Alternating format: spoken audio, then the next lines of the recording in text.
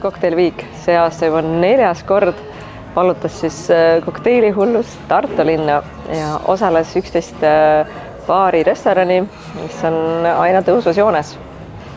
Ja kokteilid olid väga-väga omanäolised, mis tegelikult teebki selle väga eriliseks, sellepärast, et kui sul on selline lihtsam koht, siis sinna fancy'd kokteilid ju väga ei istu, et pigem peaks olema sinu näolised kokteilid majas ja sellega said meie osalejad väga-väga hästi hakkama.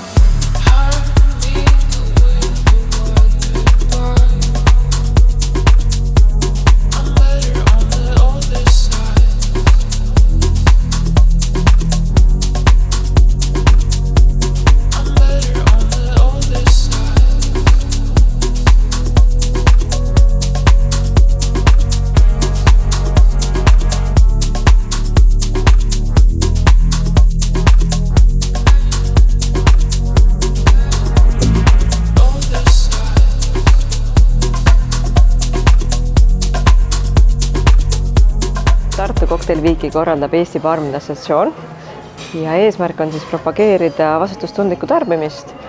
Iga aasta on aina rohkem külalisi, kes lähevadki spetsiaalselt erinevatesse baaridesse, restoranidesse, just et maista just, mida see aasta selles huvitavas menüüs pakutakse.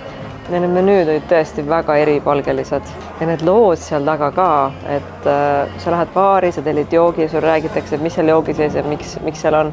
Näiteks, ma ei tea, 3 tillil oli vahva lugu oli selle kohta, et neil oli koordinaatide kokteil, siis kõik olid nagu okei, mis see koordinaat on, et palun mulle seda koordinaatide kokteili, ja siis tegelikult oli see Hawaii aadress oli seal neid.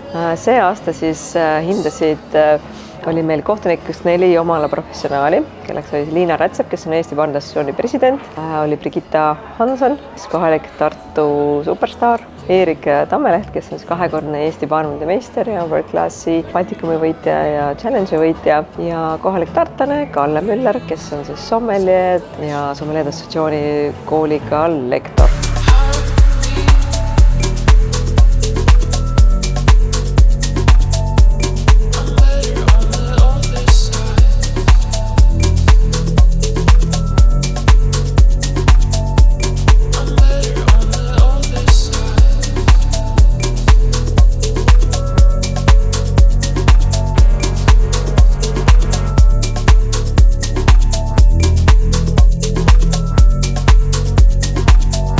Kuidas emotsioonid on? Kuidas kokteilviik läks?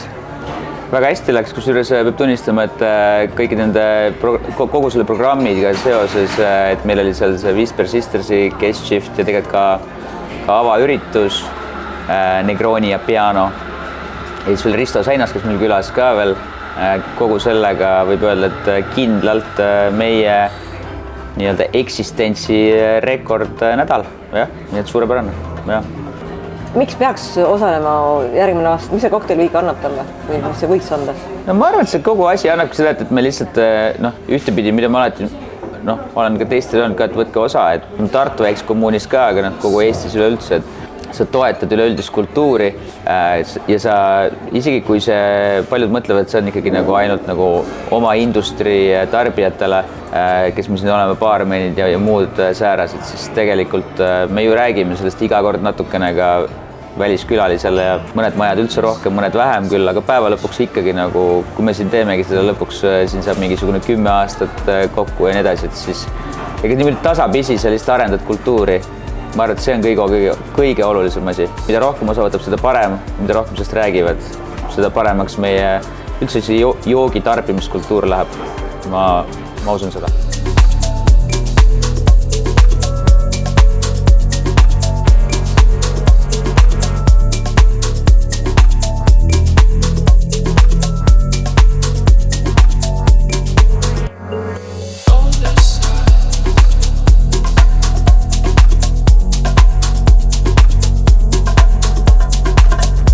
Ei saaks oma kokteilinädalat läbi viia ilma oma toetajate. Me oleme väga-väga tänulikud, et nad jätkuvalt panevad õla alla selleks, et see nädal saaks meil toimuda. Järgmine aasta on juba 5. kord, kui Tartu kokteiliviik tuleb ja eks siis on juubeliaasta ja ma loodan, et meiega liitub veel ägedaid uusi maju, kes tahavad näidata oma kokteilide taset ja oma ägedaid baarmenne. Kohtume aastal 2025 Tartus.